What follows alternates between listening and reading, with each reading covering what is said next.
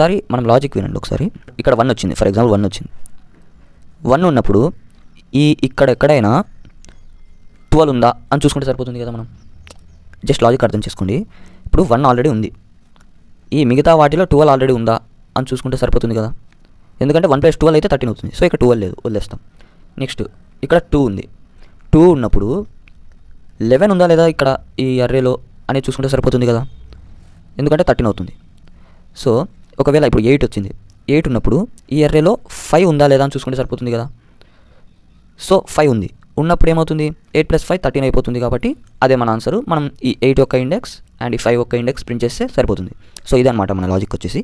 Just ఇప్పుడు ఈ traverse చేసేటప్పుడు ప్రతి ఐటరేషన్లో ఒక ఎలిమెంట్ అయితే వస్తుంది. ఆ ఎలిమెంట్ నేనేం చేస్తాను, టార్గెట్ మైనస్ ఈ ఎలిమెంట్ ఈ అర్రేలో ఉందా అని చెక్ చేసుకోవాలి, రైట్. ఇది మన లాజిక్ వచ్చేసి. నేను ఎక్స్ప్లెయిన్ చేస్తాను చూడండి. సో మనకి క్వశ్చన్లో 2 సినారియోస్